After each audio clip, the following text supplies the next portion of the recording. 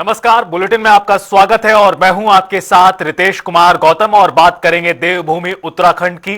शुरुआत करते हैं बड़ी खबर के साथ। बड़ी और अहम जानकारी आपको बता दें, देहरादून में कैबिनेट की बैठक आयोजित की गई। आज मुख्यमंत्री पुष्कर सिंह धामी की अध्यक्षता में मंथन हुआ है। मंत्रियों की मौजूदगी में रेखा आर्य वर्चुअल शामिल हुई। बैठक में पर्यटन, शिक्षा, उपनल विभाग के प्रस्तावों पर मोहर भी लगी है। विभागों की नियमावली में संशोधन की संभावना है। कई अहम निर्णयों पर बैठक में फैसला संभव। बड़ी खबर आपको बता दें, देहरादून में उत्तराखंड कैबिनेट बैठक का आयोजन सीएम धामी की अध्यक्षता में, जहां मंत्री रेखा आर्य वर्चुअली इस बैठक का हिस्सा बनी है। अन्य तमाम मंत्री व्यक्तिगत रूप से शामिल हुए। विभिन्न विभागों के मुद्दों को लेकर प्रस्ताव पर मोहर आज लगी है कैबिनेट की बैठक में। बड़ी जानकारी, बड़ी खबर आपको इस वक्त देहरादून से बता रहे हैं, जहां धामी कैबिनेट की बैठक का आयोजन किया गया और पर्यटन, शिक्षा, उपनल विभाग के प्रस्तावों पर मोहर आज लगी कैबिनेट के माध्यम से। कई अहम निर्णयों पर भी बैठक में फैसला संभव। और रुख करते हैं एक और बड़ी जानकारी का। बड़ी और अहम खबर से आपको अपडेट करा दें, सुखवंत सिंह आत्महत्या मामले से जुड़ी ये बड़ी जानकारी। आईजी एसटीएफ की अध्यक्षता में उच्च स्तरीय एसआईटी का गठन किया गया है। 5 सदस्यीय विशेष जांच दल का किया गया है गठन। एसपी चंपावत, अजय गणपति सहित अधिकारी शामिल किए गए हैं। निष्पक्ष जांच के लिए 12 पुलिसकर्मी स्थानांतरित किए गए। मृतक के वीडियो और ईमेल की भी गहन जांच के आदेश दिए गए हैं। एसआईटी को विस्तृत विवेचना के आदेश मिले हैं सरकार से। सुखवंत सिंह आत्महत्या मामले में इस वक्त की बड़ी खबर, एक हाई लेवल एसआईटी का गठन इस पूरे मामले में किया गया है। यशराज आनंद हमारे संवाददाता जुड़ चुके हैं ज्यादा जानकारी देने के लिए। यशराज, सुखवंत सिंह आत्महत्या मामला जिसको लेकर कई तरह के सवाल खड़े हुए हैं, इसे लेकर सरकार ने एक उच्च स्तरीय एसआईटी का गठन किया है। कौन कौन अधिकारी इसमें शामिल किए गए हैं और इस एसआईटी के माध्यम से क्या कुछ सवालों का जवाब ढूंढा जाएगा? जी बिल्कुल, मैं बताना चाह रहा हूँ कि काशीपुर से किसान सुखवंत सिंह की आत्महत्या के आईजी एसटीएफ आनंद भरने की अध्यक्षता में 5 सदस्यीय विशेष अन्वेषण दल एसआईटी का गठन किया गया है। इसके साथ ही सस्पेंड आईटीआई थाना प्रभारी सुंदर सिंह रौतेला और एसआई प्रकाश सिंह बिष्ट प्रतिमाओं से गढ़वाल रेंज में ट्रांसफर कर दिया गया है। वहीं यदि बात करें तो एसआईटी के 5 अन्वेषण दल है, उनमें से पुलिस अधीक्षक चंपावत, अजय गणपति, क्षेत्राधिकारी टनकपुर वंदना शर्मा, निरीक्षक दीवान सिंह बिष्ट, जनपद चंपावत और निरीक्षक मनीष खत्री जनपद चंपावत का इसमें शामिल किया जाए। वही निष्पक्ष जांच सुनिश्चित करने हेतु करीब 12 पुलिस कर्मियों का तत्काल गढ़वाल रेंज के जनपद चमोली और रुद्रप्रयाग में स्थानांतरण कर दिया गया है। वही मृतक द्वारा जारी किए गए वीडियो और ईमेल में अंकित किए गए तथ्यों के विस्तृत परीक्षण के भी दिशा निर्देश दिए गए हैं। वही जनपद उधम सिंह नगर के ग्राम पैगा थाना आईटीआई निवासी सुखवंत सिंह काठ गोदाम में आत्महत्या कर ली थी। यदि पूरे मामले को अगर जानते हैं तो सबसे बड़ी बात यह है कि इस मामले में जो वीडियो वायरल करके आत्महत्या का मामला सामने आया था, वही इसके मामले के बाद जल्द ही पुलिस मुख्यालय के द्वारा पुलिस मुख्यालय उत्तराखंड की तरफ से एक प्रेस नोट भी जारी किया गया था, जिसके अनुसार आईजी एसटीएफ नीलेश आनंद भरने की अध्यक्षता में 5 सदस्यीय एसआईटी टीम का गठन कर दिया गया है। वहीं इसमें यदि बात की जाए तो इस निष्पक्ष और पारदर्शिता को ध्यान में रखते हुए निलंबित 3 उप निरीक्षक, 1 अपर उप निरीक्षक और 1 मुख्य आरक्षी, 7 आरक्षी यानी कुल 12 पुलिसकर्मियों को तत्काल प्रभाव से गढ़वाल रेंज और जमुली रुद्रप्रयाग में स्थानांतरित कर दिया गया था। वहीं यदि बात करें उधम सिंह नगर की चंपावत में जो घटना हुई है, इसमें खुशवंत सिंह अपनी पत्नी और बेटे के साथ नैनीताल जिले के काठगोदाम क्षेत्र में घूमने गए थे। वहीं पर वो एक होटल में रुके थे, जिसमें रविवार की ही यदि बात करें तो इसकी घटना आई है। रविवार को जैसे ही उनकी पत्नी और बेटा किसी काम से होटल से बाहर निकले, तभी खुशवंत सिंह ने एक वीडियो बना करके आत्महत्या कर ली। जी। वहीं मरने से पहले खुशवंत सिंह ने एक वीडियो भी बनाया जिसमें खुशवंत सिंह ने अपनी आत्महत्या का कारण बताया था। खुशवंत सिंह ने बताया कि कैसे उसके साथ करीब 4 करोड़ रुपए की धोखाधड़ी हुई थी और खुशवंत सिंह ने यह भी आरोप लगाया था कि इस मामले में उसने पुलिस से शिकायत भी की थी, लेकिन पुलिस से उतनी मदद उनको नहीं मिल पा रही थी। हालांकि पुलिस की तरफ से भी यह बयान आया है कि खुशवंत सिंह यदि पुलिस खुशवंत सिंह को मदद कर रही थी, लेकिन मामला का 7 करोड़ रुपए का अगर हो रहा है तो पुलिस अपना काम सब ऐसी कानूनन जैसे काम होना चाहिए वो पुलिस से कर रही थी। वहीं खुशवंत के वीडियो में कुछ पुलिस कर्मी सहित कई लोगों के नाम भी दिए थे। घटना के बाद पुलिस विभाग में भी हड़कंप मच गया था। यदि बात करें तो आनंद फानन में पुलिस हरकत में आई और ITI कुंदन सिंह रौतेला और SI प्रकाश सिंह को सस्पेंड कर दिया है। इसके अलावा प्रभारी जितेंद्र बिल्कुल यशराज, और कुल मिलाकर जिस तरह से अभी तक एक्शन हुआ है और इस SIT की जांच में क्या निकल कर आता है और उसके बाद क्या और सख्त कदम उठाए जाते हैं उस पर भी रहेगी नजर। फिलहाल आपका बहुत शुक्रिया।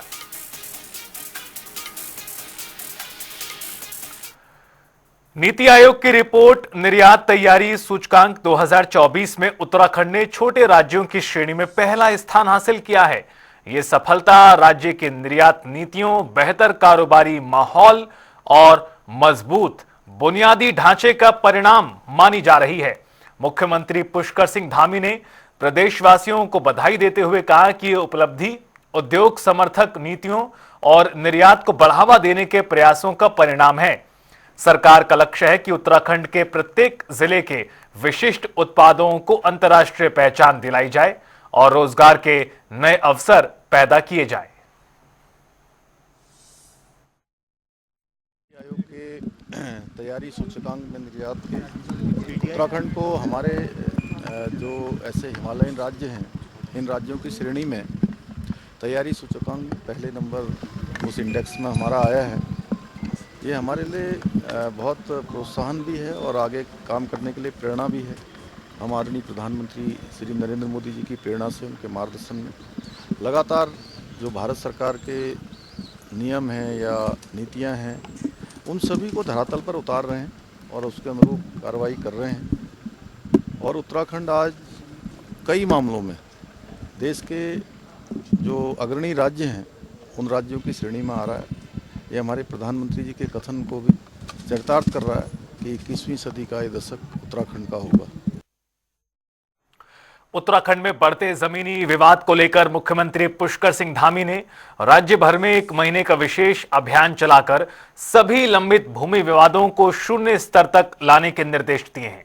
मुख्य सचिव और पुलिस महानिदेशक को सभी जिलों में पुराने और लंबित मामलों का त्वरित, निष्पक्ष और प्रभावी निस्तारण सुनिश्चित करने का आदेश दिया गया। सीएम ने कहा कि भूमि विवाद सीधे आम जनता की जिंदगी से जुड़ा हुआ है और अभियान की प्रगति की साप्ताहिक समीक्षा कर समय पर लक्ष्य हासिल किया जाएगा।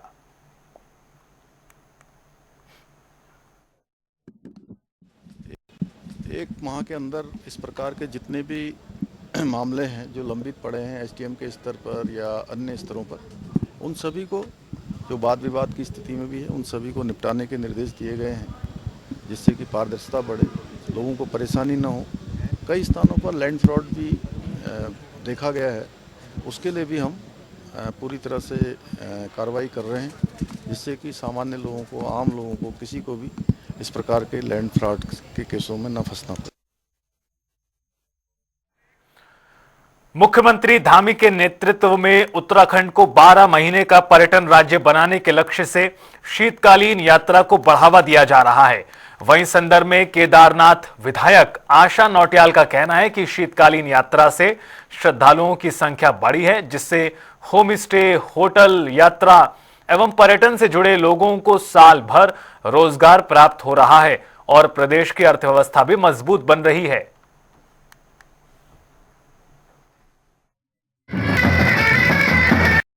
बहुत अच्छी चल रही है। मैं माननीय मुख्यमंत्री जी का और माननीय प्रधानमंत्री जी का धन्यवाद करती हूँ कि उन्होंने शीतकालीन यात्रा को प्रारंभ किया हरसिल से और ओंकारेश्वर मंदिर ऊखीमठ से। तो जब से शीतकालीन यात्रा का प्रारंभ हुआ है, निश्चित तौर पर हमारे यहाँ के होम स्टे मालिक, होटल व्यवसायी और जितने भी उस यात्रा से जुड़े हुए लोग हैं, पर्यटन से जुड़े हुए लोग हैं, कहीं ना कहीं उनके चेहरों पे भी खुशी देखने को मिलती है कि शीतकाल में भी यात्रियों की संख्या निरंतर यहाँ पर बढ़ती जा रही है। 20 सूत्रीय कार्यक्रम के उपाध्यक्ष ज्योति प्रसाद गैरोला ने बताया कि पिछले वर्ष राज्य सरकार की योजनाओं से जनता को मिले लाभ और इस वर्ष भाजपा के जनपदीय कार्यक्रमों की रूपरेखा पर समीक्षा की जा रही है। उन्होंने कहा कि 2025 के वित्तीय वर्ष की समाप्ति से पहले लगभग सभी जिलों का दौरा किया गया, जिसमें बागेश्वर, चंपावत और उधम सिंह नगर बेहतर प्रदर्शन कर रहे हैं। अन्य जिलों में योजनाओं के क्रियान्वयन में सुधार के निर्देश दिए गए हैं। इस वर्ष भाजपा जिला स्तर के साथ साथ ब्लॉक स्तर पर भी रैंकिंग तय करेगी ताकि बेहतर कार्य करने वाले क्षेत्रों की पहचान हो सके। इस वित्तीय वर्ष की समाप्ति से पहले लगभग सभी जनपदों के दौरे का कार्यक्रम बनाया था। अभी तक की जो रिपोर्टें देखने में आ रही हैं उसमें बागेश्वर, चंपावत और उधम सिंह नगर जिला, इन सभी 40 से 42 इंडिकेटर्स जो विकास के इंडिकेटर्स हैं उनमें बेहतर स्थान बनाए हुए हैं, बेहतर कर रहे हैं। बाकी जनपदों में भी उन व्यवस्थाओं में, उन योजनाओं के क्रियान्वयन की दृष्टि से उन्हें सुधार के लिए कहा गया है। मुझे पूरी आशा है कि वर्तमान वर्ष में जो जनपद थोड़ा पिछड़ रहे हैं, जहां कार्यान्वयन में थोड़ी बहुत कमी है, जहां पर व्यवस्थागत कुछ खामियां हैं, उन सब बातों को हम दुरुस्त करेंगे और आने वाले समय में 2026 के लिए जो हम अपने लिए नॉर्म्स तय कर रहे हैं, कि अभी तक हम जिला स्तरीय कार्यक्रमों की ही रेटिंग किया करते थे, रैंकिंग दिया करते थे, लेकिन 2026 में वित्तीय वर्ष के बाद हम ब्लॉक स्तर पर जाने वाले हैं। ब्लॉकों की भी हम रैंकिंग देने वाले हैं। इससे हमें यह पता लगेगा कि कौन सा ब्लॉक बेहतर कर रहा है, कौन सा ब्लॉक आकांक्षी ब्लॉकों की श्रेणी में आएगा। बीजेपी के प्रदेश प्रवक्ता कुंवर जपेंद्र सिंह का कहना है कि मुख्यमंत्री पुष्कर सिंह धामी उत्तराखंड की संस्कृति और परंपराओं के प्रचार प्रसार के लिए लगातार प्रयासरत हैं और उनके प्रयासों से उत्तराखंड की सांस्कृतिक पहचान आज पूरे देश में आकर्षण का केंद्र बन गई है। उन्होंने कहा कि मुख्यमंत्री धामी के साथ पूरी भाजपा उत्तराखंड की संस्कृति को आगे बढ़ाने के लिए संकल्पबद्ध होकर काम कर रही है।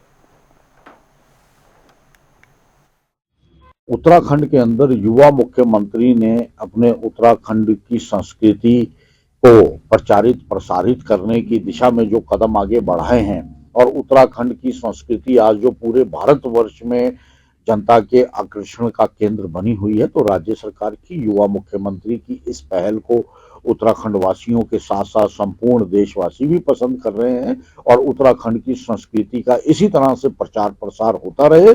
भारतीय जनता पार्टी और युवा मुख्यमंत्री इसी संकल्प के साथ आगे बढ़ते हुए दिखाई देते हैं। खुड़बुड़ा के 19 वर्षीय युवक की संदिग्ध मौत का मामला तूल पकड़ रहा है। परिजनों ने इसे हत्या बताते हुए पुलिस पर लीपापोती के आरोप लगाए। वाल्मीकि समाज ने कैंडल मार्च निकालकर न्याय की मांग की। वहीं परिजन आईजी गढ़वाल से मिले, जिसके बाद जांच सीओ प्रेमनगर को सौंपी गई। समझा तो नहीं, हमने शहर नहीं जाम किया। तो उसके बाद हम डेड बॉडी को जो अंतिम संस्कार करके फिर हम शाम के टाइम पटेल नगर थाना पहुंचे रिपोर्ट करने। तो उसने साफ मना कर दिया कि एक्सीडेंट केस है, मैं रिपोर्ट नहीं लूंगा, ये लड़की बेकसूर है। एसओ चंद्रभान, तो उसने साफ मना कर दिया कि मैं रिपोर्ट नहीं दर्ज करूंगा। तो उसने कहा मैं लड़की को 24 घंटे तक नहीं रखूंगा, मैं इनको वापसी भेज रहा हूँ। और हमें समझाने लगा कि आप भी छोड़ो, अभी आप भी अपने अपने घर जाओ। उसने कोई हमारी सुनवाई नहीं की, बिल्कुल कहीं से कहीं तक सुनवाई नहीं की। तो मैं इसलिए कहता हूँ हमें अन्याय में मिलना चाहिए और जो दोषी है उन्हें सजा मिलनी चाहिए। मैं ये भी नहीं कहता, सच्चाई सामने आनी चाहिए। उत्तराखंड में कांग्रेस समान नागरिक संहिता यानी यूनिफॉर्म सिविल कोड को लेकर सतर्क है और इस पर लगातार सवाल भी खड़े कर रही है। वहीं बीजेपी विधायक विनोद चमोली ने कहा कि यूसीसी राज्य और देश के लिए जरूरी है। इसके लागू होने से सही वोटर अपने मताधिकार का प्रयोग करेंगे। साथ ही कहा कि जिनका नाम एक से ज्यादा जगह पर है उनका वोट कटेगा, जिससे वोट का दुरुपयोग रोका जा सके। कितना बड़ा मामला है, कांग्रेस भी समझती है कि उत्तराखंड हमारा पायनियर स्टेट है जो यूनिफॉर्म सिविल कोड को ले आई है। ये अपने आप में पूरा राष्ट्रव्यापी मुद्दा है और राष्ट्रीय प्रभाव इस पर है। इस मुद्दे से पूरे राष्ट्र पर इसका प्रभाव है। तो कांग्रेस चिंतित है, इसीलिए बार बार इसकी बात करती है। कांग्रेस को भी मालूम है कि आने वाले चुनाव में ये जो यूसीसी का मुद्दा है ये प्रमुख रहने वाला है, और भारतीय जनता पार्टी ने इसमें लीड ही नहीं ली है, पायनियर बनी है। ये कांग्रेस की चिंता है, आने वाले चुनाव में ये बड़ा मुद्दा है और इसमें कांग्रेस बहुत पीछे। देहरादून के दून अस्पताल की इमरजेंसी बिल्डिंग में देर रात इलाज के लिए मरीजों को घंटों इंतजार करना पड़ा। एक प्री मैच्योर नवजात को वेंटिलेटर बेड न मिलने पर 43 मिनट तक एम्बुलेंस में ही रखा गया। अब अस्पताल प्रशासन का कहना है कि सभी वेंटिलेटर बेड भरे हुए थे। बेड खाली होने पर बच्चे को भर्ती किया गया। तो वहीं कम खर्च में इलाज के कारण इमरजेंसी में लगातार भीड़ बढ़ रही है। एक प्रकरण हमारे संज्ञान में आया था कि जो बच्चे को वो करीब 45 मिनट तक एम्बुलेंस में रखा गया था। उसको मैं उसके बारे में बताना चाहूँगा कि वो एक प्री टर्म बच्चा था, 27 वीक का बच्चा, 25 वीक का बच्चा पैदा हुआ बच्चा था। तो वो वेंटिलेटर में ही था एम्बुलेंस के अंदर, और हमारे जो निक्कू के 20 बेड हैं हमारे पास, और 20 के 20 वेंटिलेटर वाले ऑक्युपाइड थे। तो हम लोग उसको अरेंज कर रहे थे कि भाई जब तक कि हमारे पास वेंटिलेटर वाला बेड खाली नहीं हो जाता है, तो हमने खुद ही एम्बुलेंस को रोका हुआ था। डॉक्टर अशोक कुमार इस मामले को देख रहे थे और रात को भी उनके संज्ञान में था, मेरे संज्ञान में भी आया था। तो हमने डिसाइड किया था कि जब तक हमारे पास वेंटिलेटर वाले बेड का बंदोबस्त नहीं होता तब तक हम इसको एम्बुलेंस में रखेंगे, अन्यथा वो बिना वेंटिलेटर के सर्वाइव नहीं करता। हम उसको अंदर ले तो लेते, और अगर हम वेंटिलेटर नहीं दे पाते तो उसके लिए खतरा हो सकता था। इसलिए वो केस हमारा 45 मिनट तक, ये हमारे प्रधानाचार्य महोदय के संज्ञान में भी रात को भी आ गया था, हमारे भी आ गया था, और एचओडी साहब इसको देख रहे थे। देहरादून में बिहारी महासभा के अध्यक्ष लल्लन सिंह ने कैबिनेट मंत्री रेखा आर्य के पति के बिहार की लड़कियों पर दिए गए विवादित बयान की कड़ी निंदा की है। उन्होंने इसे महिलाओं के सम्मान के खिलाफ बताया है। लल्लन सिंह ने कहा कि सनातन धर्म में नारी पूजनीय है। उन्होंने बीजेपी और सरकार से सख्त कार्रवाई की भी मांग की और दोषी पर एफआईआर या निष्कासन की अपील की। देखिए, पहले तो उनको इस तरह की बात बोलनी नहीं चाहिए थी। वो खुद किनके पति हैं इस बात का उनको ध्यान रखना चाहिए था। इससे क्या है कि पूरे बिहार नहीं, पूरे भारतवर्ष के महिलाओं का ये अपमान की बात है। आपके घर में महिला सशक्तिकरण, महिला विकास, महिला बाल विकास मंत्रालय के जो बहन रेखा आर्या जी हैं, वो भार संभाल रही उत्तराखंड का, उनके ऊपर, और आपके घर से इस तरह से बयान आना बड़ा दुर्भाग्यपूर्ण है। इसमें भारतीय जनता पार्टी को सोचना चाहिए कि इस तरह के लोग बयान दे रहे हैं, उनके ऊपर एक्शन लेना चाहिए। सरकार को भी स्वतः एक्शन लेना चाहिए कि इस तरह की बात कभी पुनरावृत्ति ना हो, किसी के द्वारा भी ना हो। बिहार की महिला हो, पूरे भारतवर्ष की महिला हो, उत्तर प्रदेश की महिला हो, सब सम्मानित है। हम लोग महिला को दुर्गा के रूप में, सरस्वती के रूप में, लक्ष्मी के रूप में पूजते हैं, और उनके बारे में इस तरह के पद पे होकर के इतनी ओछी बात बोलना बिल्कुल स्वीकार्य। हल्द्वानी में गंदे पानी की आपूर्ति पर कुमाऊं कमिश्नर ने सख्त कार्रवाई की है। उन्होंने पेयजल और सिंचाई अधिकारियों को तलब किया और शीश महल फिल्टर प्लांट का भी निरीक्षण किया। सीसीटीवी न होने पर अधिकारियों को फटकारा।